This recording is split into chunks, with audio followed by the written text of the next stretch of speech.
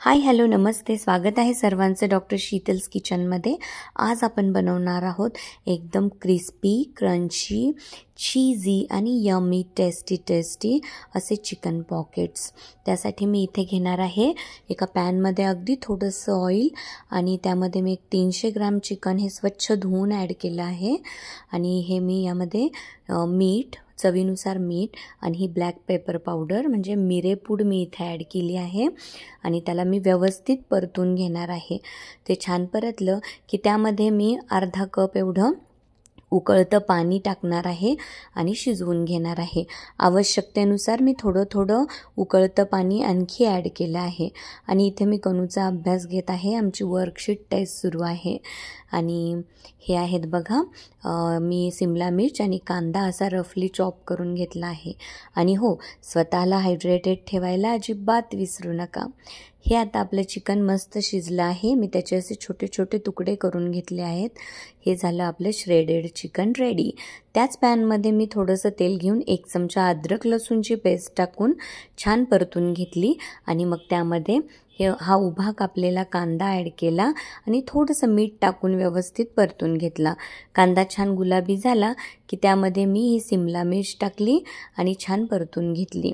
नंतर त्यामध्ये मी chilli flakes आणि पिझ्झा हर्ब्स जे मिक्स्ड हर्ब्स असतात ते ॲड केले आणि व्यवस्थित परतून घेतलं।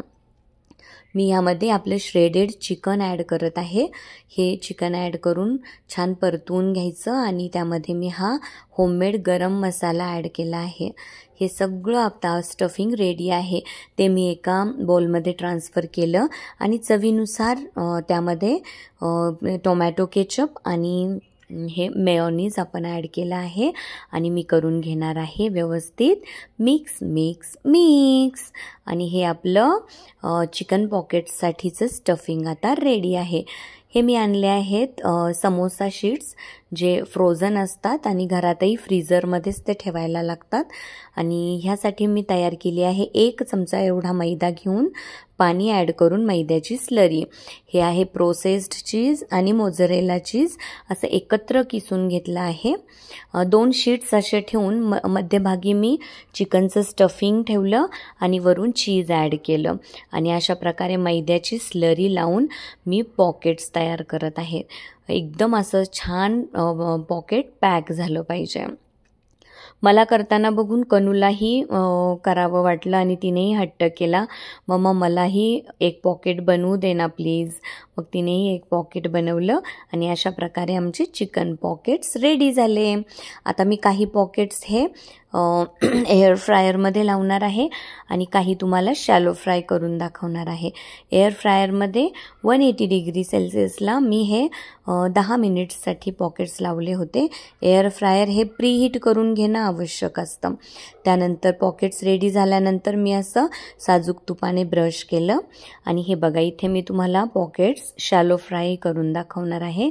पॅनमध्ये अशा उथळ पॅनमध्ये अगदी थोडंसं तेल घेऊन पॉकेट्स असे तेल गरम झाल्यानंतर त्यामध्ये सोडायचे आणि मस्त पॉकेट्स आपले रेडी होतात। माझी छोटी जाऊबाई ज्योतीही आलेली होती। ती अगदी सहजच मला भेटायला म्हणून आली आणि तिच्याशी बोलता बोलता गप्पा मारता मारता आम्ही हे पॉकेट्स फ्राय केले। तिनेही मला करायला जरा मदत केली आणि आमचे हे पॉकेट्स रेडी आहेत। हे आहेत एअर फ्राईड म्हणजे भाजलेले पॉकेट्स आणि हे आहेत शॅलो फ्राईड पॉकेट्स आणि हे बघा, आम्ही आता मस्त हे पॉकेट्स एन्जॉय करणार आहे। एअर फ्राईड पॉकेट्स मस्त क्रंची क्रिस्पी झाले आहेत आणि हे शॅलो फ्राईड पॉकेट्स मस्त चीजी। एका पॉकेटला आम्ही समोसाचा आकार देण्याचाही प्रयत्न केला आहे, तोही एकदम छान दिसत होता। आम्ही दोघींनी मस्त गप्पा एन्जॉय केल्या, खूप छान गॉसिपिंग झालं आणि त्यानंतर आम्ही चिकन पॉकेट्स खाणंही एन्जॉय केलं। ज्योतीलाही चिकन पॉकेट्स खूप आवडलेत आणि आमचं हे नातं असंच बहरत राहू दे अशी देवाला मी नेहमी प्रार्थना करते आणि सर्वांनी ही रेसिपी नक्की ट्राय करा। मुलांना हे सगळं असं वेगळा काही पदार्थ खाऊन खूप मज्जा येते। तुम्हीही आनंदी राहता, तुम्हीही खा, छान छान व्यायाम करा।